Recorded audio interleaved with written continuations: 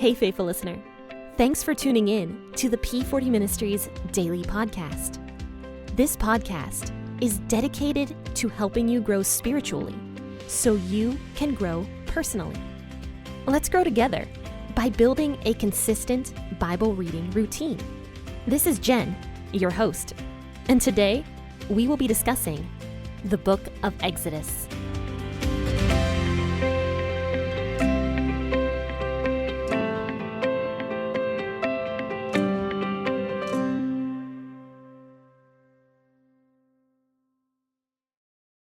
Good morning, faithful listeners. This is Jamie with the P40 Ministries podcast. Okay, apparently I'm not included anymore.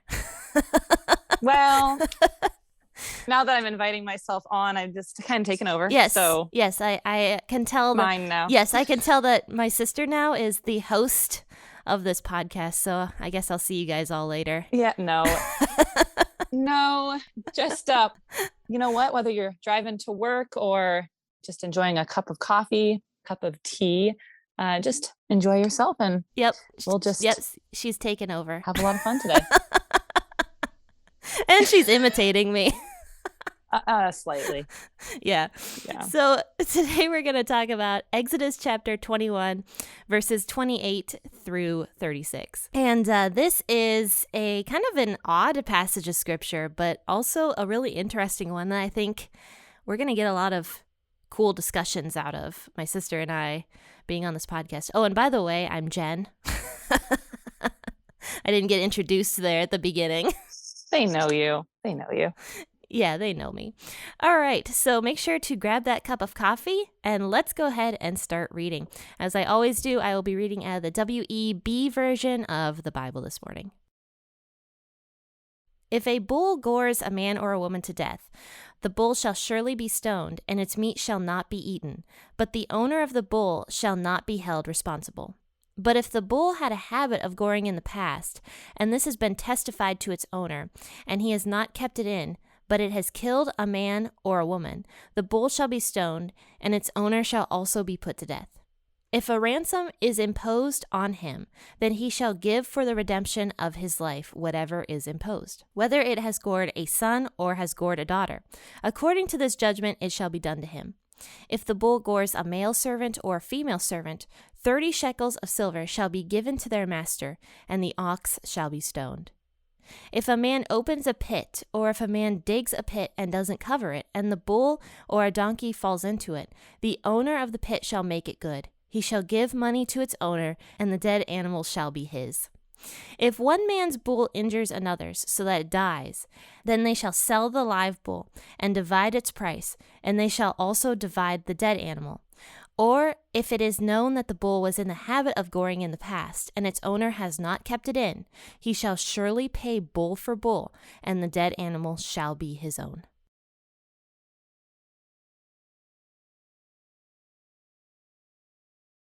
So this is basically talking about controlling your bull, this entire passage of scripture. And back then, bulls would have been a huge commodity for Israelite people because this would have been a work animal, and it would have been a very expensive work animal that they would have taken out in the fields to help them plow fields and different things like that. Is that correct? I would think that that would be very common to have a bull, since it was, an agricultural community. And, if you were wealthy, you'd probably have many, and maybe not everyone had one, of course, in the cities and everything, but these were so much more common since a lot of us live in the city or in subdivisions. But back then, this was very normal. And I do have some neighbors with bulls now, but, they'll have a fence broken down and it's a big, oh my goodness, what are we going to do? The bull got out. Or, I had a friend tell me a couple years ago, she's like, I walked up to my kitchen window and there was a bull standing right next to it, and our neighbor's fence broke down. So, it's still applicable, but only usually if you live in a farming community now, whereas back then. Yes. Yeah, I feel like horses are much more common now and far less aggressive animals. But back then, horses were kind of like an Egyptian thing. because we do see that the Egyptians had horses. So it was more of like I would say like a much more expensive animal to own, and probably less, or used far less in fields than a bull would be. Right. I would guess. Yeah. And even today, I mean, a bull would be that strength, and also, for stock, how good of an animal for breeding would it be? So, Right. they would have that as well. And it's also a clean animal according to God. So it would be, I mean, that would be tons of food if you killed a bull and divided it among family or sold some of that meat. That'd be a huge, huge asset. Yes. Yes. Yeah. So a lot of benefits to having one. Yes, tons of benefits. But it says that basically this is talking about if a bull decides to gore people. So it says that if a bull gores a man or a woman to death, it shall be stoned. So I think that's interesting right there, that the bull should be stoned. So back then, they didn't have guns. Right. And if a bull was considered to be a very aggressive animal, you wouldn't want to get close to it to kill it, because otherwise you might die if the bull goes crazy and decides to like start flailing at you. So stoning was back then a way to kill something from a farther distance. Right. Especially if it was behind a pen or something. So if this animal was very aggressive, God is saying, don't get close to this animal. Kill it from a distance. Yeah. But also on top of that, it does say that the meat should not be eaten in that case, if and only if the bull is aggressive and kills a person. So this is only under that circumstance. So if a bull does gore a person to death, at that point, that bull shouldn't even be touched in a sense. It should just be basically, I think, buried at that point. Like just not even eaten. It should not be divided up. Because imagine if an animal killed a loved one of yours, and the person who like had that animal was just like profiting off of that animal's meat. Like that would be pretty like crappy, I think. Or even if they were like, oh yeah, here's some meat, here's like 12 pounds of meat for you to smoke. You'd be like, what? Yeah. What? This just killed my husband. I think, yeah, I really think that's one of the things that stands out in the beginning of this passage the most to me is don't eat it. Because I mean, just like we said, that would be a huge feast. You could probably feed many families, and they're not even supposed to do that. And I think that talks to how serious the matter is, and that you're not going to do that. Right, exactly. And you can't profit off of the animal either by selling it. Right. So the animal should just be, in a sense, disgraced, I suppose, because it killed a person, and at that point buried. And so it says that, but the owner of the bull should not be held responsible, only in that case if the bull has not had any aggressive tendencies before. And then at this point, if it did kill somebody but showed no signs of aggression, that is what God is talking about right here. But it says here that if the bull had a habit of goring in the past and the owner knew about it, it says that the owner at this point has a huge responsibility to keep that bull penned up in the proper kind of pen. Exactly. So, of course, the animals have histories and you would know, but if you didn't know, or what this reminds me of, have you ever read the story of Ferdinand?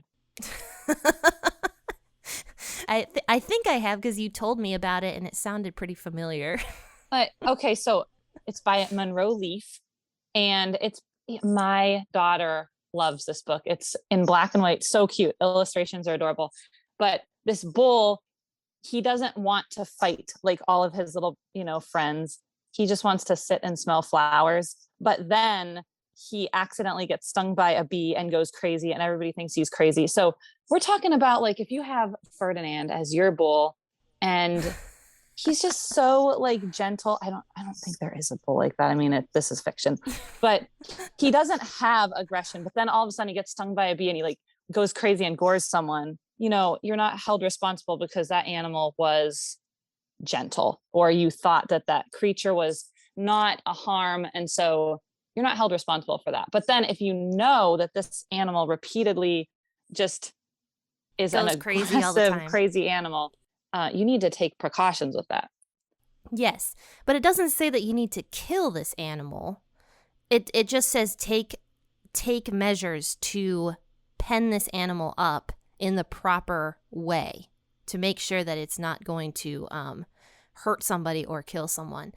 It says here that if the owner doesn't do this and the bull is just like free to do whatever it wants and it ends up killing somebody, God is going to place all the responsibility on the owner of that animal because the owner knew about it and he didn't keep his bull penned up and now it's going off killing people. So the bull would have at this point killed somebody, and God places huge responsibility on the owner so that not only should the bull get killed, but also the owner shall be put to death.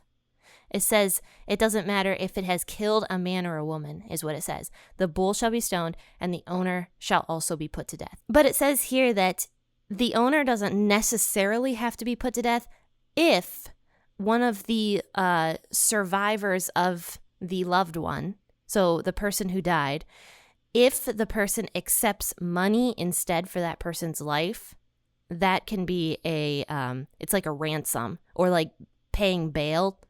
It kind of seems like. So it says that there could be a ransom also, but that's to the choice of the person who survives the person who died, the family member.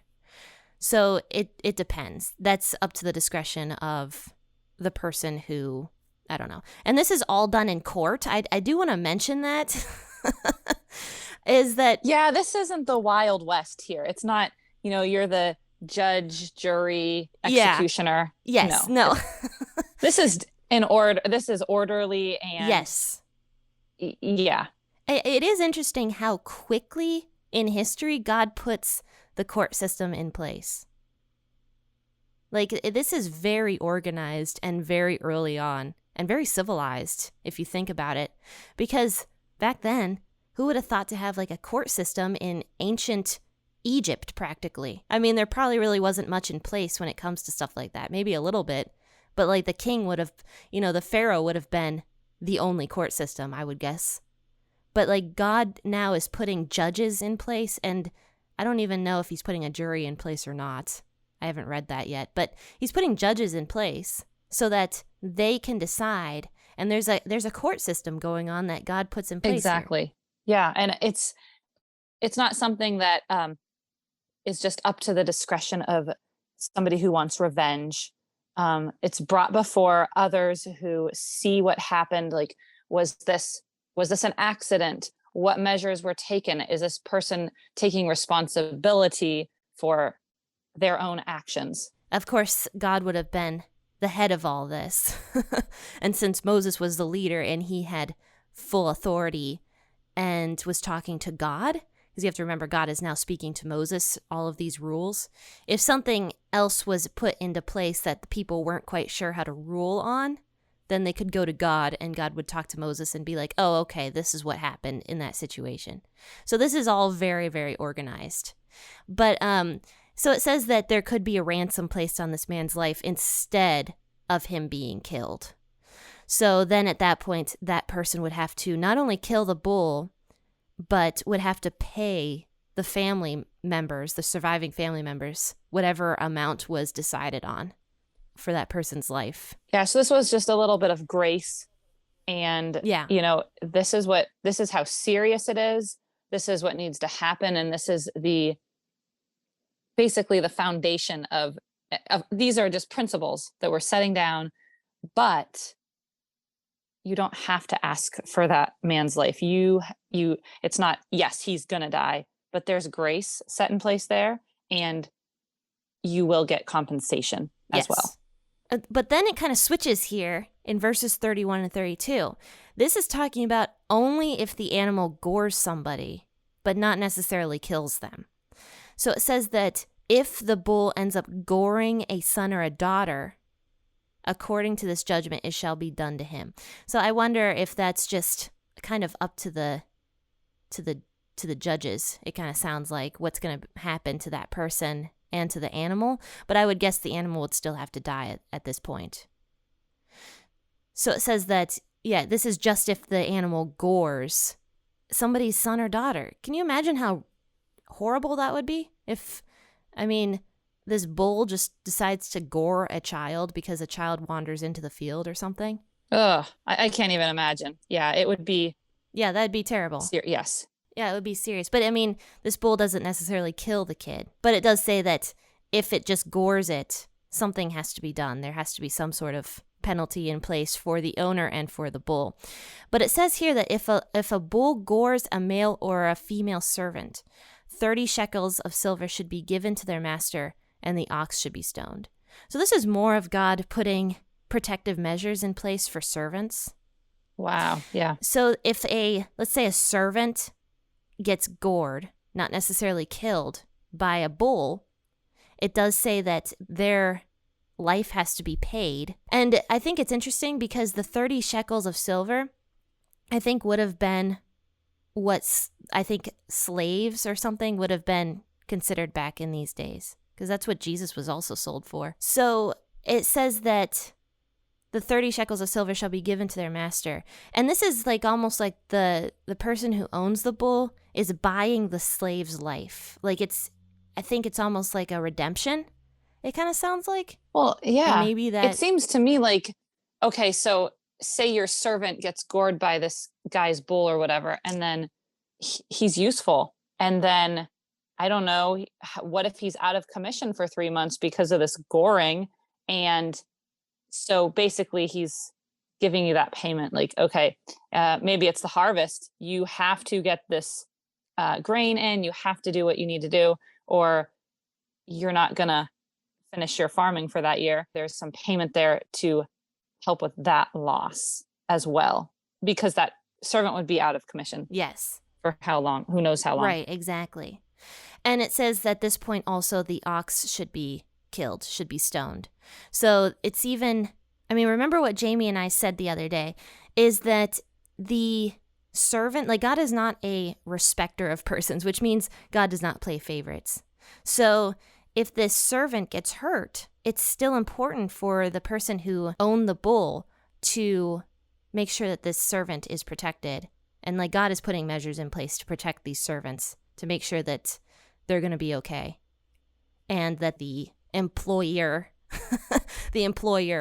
is going to make sure that their servant is taken care of. Exactly. I'm thinking about this here, and it is talking about taking the life of a human at, the beginning of this passage. And then it talks about just goring them, but it's not specifically saying killing. It specifically said killing there, but it's saying that this animal has a history of goring. So I'm wondering if that history is just aggressiveness towards other bulls or other animals that it would gore but not kill.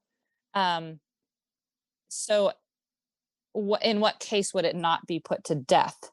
Maybe if it injured another animal. Yeah, injured. That's what I'm kind of thinking. Yeah, because it does say, I mean, that's a good segue into the next part, because it does say that protection against animals as well. It does say that, yes. Yeah.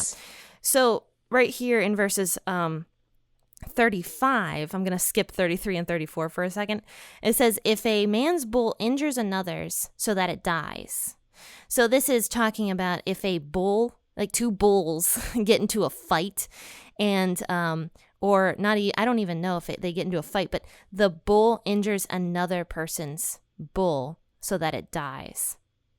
It says they will sell the live bull and divide its price. So the owner has to, at this point, basically divide his bull with the other person, but they don't have to kill it. They just have to sell it to somebody else and divide the price of whatever they get for that bull, and also divide the dead animal. But I think at this point they can eat the meat. Right, because if it was a quick death like that and they found it, I mean, assuming that they found it quickly. Yeah. But you also have hides. Yes. And different ways that you can use the animal. So it wasn't a total loss for either party, but it was still helping the one that had the lost animal get some type of payment for and it. It was more of a loss for the guy that had the live bull, I would say, because he has to sell his bull, and now he's not going to get the full bull anymore, which is probably more helpful than the price of the half of a bull,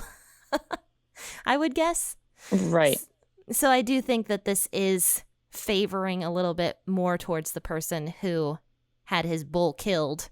Yes, exactly. Yeah, and it says that they should divide the dead animal. So, I mean, it could be meat, it could be the hide, it could be anything, or they could choose to sell it. So, here's what Jamie was just talking about here in verse 36.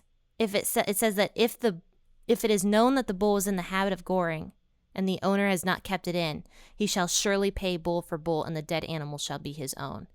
So he's kind of like, you break it, you buy it. And that's what really verse 33 is about too.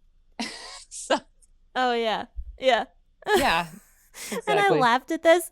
I actually had to re-record during this portion when I was reading this because I laughed so hard that the owner just has to keep the dead animal. I mean, that's not super funny, but I was just laughing at this particular thing that God puts in place because it says that here in verse 33, if a man opens a pit or if the man digs a pit and doesn't cover it and a bull or a donkey falls into it, the owner of the pit shall make it good. Yeah. So he has to basically buy the dead animal off of the person. You know what's so interesting about this whole passage and a lot of the law is that, we have insurance. We buy car insurance, we buy renter's insurance, we buy this insurance and that insurance, but there wasn't any of that put in place. So what happens when you lose something like this? What happens if, something injures another person that you owned? This is basically just insurance. And the whole thing is just fascinating because this was the stuff that they had at the time. And it's showing that love for other people. It's showing how you are supposed to care for others. Yeah, you can have a bull. You know the risks. And the risks are really clear here that, if your bull kills someone and you didn't do anything about it, you didn't seem to care, you are going to pay with your life. This is really serious. It's a deep warning. And it's just so interesting that God would show us how to do that and even how we take that into perspective in our own lives now. Like, for example, with swimming pools, you show love to other people by putting a fence around your pool or putting a special cover, depending on the laws of your community. And you can have something, obviously, to enjoy and to benefit your family, but you must take the proper precaution so that it doesn't harm another person. And that is rooted in your love for God and your love for other people. And that is what the whole law hinges on. And that is so clear, even though we're talking about bulls, which I don't know, maybe a lot of your listeners own their own bulls. I don't know a lot of people that do, some. So, but it still applies to our life today. Yes. So interesting. And I think the biggest way it could apply nowadays, if you think about it, is kind of with just your animals in general. For example, like dogs. Like my dog, the older he gets, the more grouchy he's getting.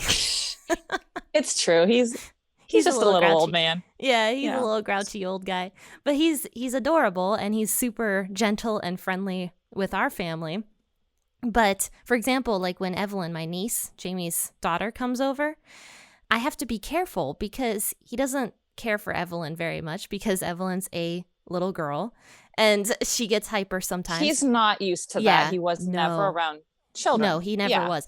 So I have to be careful and make sure that he is not going to bite her. Like I have to put those extra precautions in place that, Evelyn doesn't go crazy. Thank you for that precaution. No, I'm kidding. But that basically Bandit does not decide to just bite her out of nowhere because Evelyn's a little girl and she does get crazy sometimes, but that doesn't mean my dog can just bite her.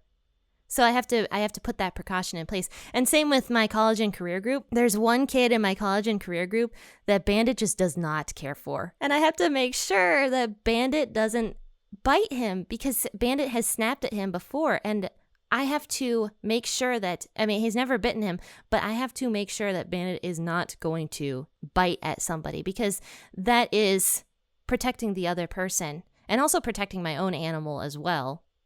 I mean, it goes both ways. I mean, I think that's the best way that we can really apply this nowadays, is just make sure that your animals, if they do have tendencies towards aggression, like my dog does sometimes, that they're not going to bite somebody or hurt somebody, because God places more importance on the life of a person, because a person was made in God's image. God places more importance on that than on an animal.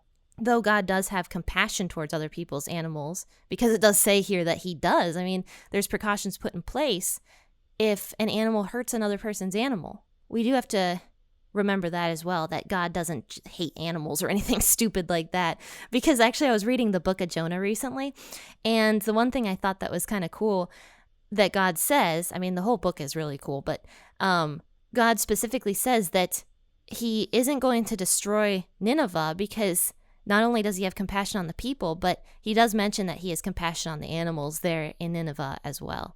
So, Oh, yeah. Yeah, like all these people and many cattle. Yeah, That's very interesting. Yes. So, yes, I mean, God does have compassion towards animals. So I don't think that we need to look at the law and just read it like haphazardly and not think about what God is saying here.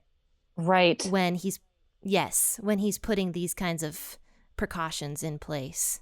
No. This is very fair. It is very fair, and it's loving. And even the book of Proverbs says that righteous people regard the lives of their animals. We are to take care of them. Mm-hmm. And, that's all part of this. You're supposed to take care of these animals, that they have the proper fencing, and that this is not going to happen. And that also protects the other people. And that is our main goal, that we're loving God, and we're loving others. And that is part of this. Yes, I always say everything can be summed up in the law by 3 ways. First, it's love God. That is the main one. Secondly, it's love others. And the third one, I believe, is protect yourself. I think those are the 3 ways that the law can really be summed up. And, I mean, that really is everything God puts in place. It's either, hygiene for yourself, love for other people, or love for God. Yeah, exactly. Yeah. So, yeah, I mean, this is just more that I think that the law does need to be studied and looked at and see what God's main goal was for this. And Jamie is absolutely right. It's just consideration of other people, consideration of other people's animals, consideration of your own animal and your workers and whoever else might be living under your home as well. It's not just me. I only have to look out for myself. But everything about this is looking out for other people. Exactly. And then thinking about it and saying, not that, oh, why do I have to do this? This is so harsh, but realizing what provision God has given to us. So yeah, it's all about looking out for that consideration of your neighbor, but also obeying and trusting God that, okay, you have given this to me and it's good. There might be some work that's done. There's responsibility, but it's for our good. It's for our benefit, and we worship God because he is so understanding and good towards us, that he would take the time to explain this to us so that we can have interactions with people and enjoy life. And also to not only have interactions with other people, but to grow closer to God too. Yes. This is how we live that holy life that God talks about. So, friends and faithful listeners, this was Exodus chapter 21, verses 28 through 36. Thank you for joining and tuning into this episode with my sister and I. So, Jamie, thanks once again for coming on the podcast. Oh, you're welcome. Thank you for having me. I do appreciate it. Yes, and she will be hopefully coming on a little bit more often. I love doing stuff with my sister. We're best friends practically. Yeah, we don't get to see each other as much as we'd like to, so it's fun to, get on Zoom and just have some fun. and talk about the Bible together. This is like a Bible study for us. That's great. But anyway, thank you so much for tuning in, friends and faithful listeners. And if you liked this episode, please rate it 5 stars and share it on your social media platforms. And also join in on Monday for another episode out of Exodus chapter 22. We'll be moving on, and we are halfway done with Exodus, by the way. We're almost done with Exodus. Isn't that crazy? So we will be very close to done with Exodus, and we'll be moving on to the actual law, Leviticus, very, very shortly. But friends and faithful listeners, thank you so much. Have a wonderful rest of your day. Happy listening, and God bless. Please enjoy this blooper reel. This is basically just insurance. Silver, Mom. Hold on a second. Hold on a second. Okay, so it says, man, I'm going to have a lot of editing to do. I know. Sorry, it's a disaster. Good morning, faithful. No. Good morning, faithful. I can't even say it. Faithful listener. Faithful listener. Why would you choose that? It's like a blah, blah, blah, blah.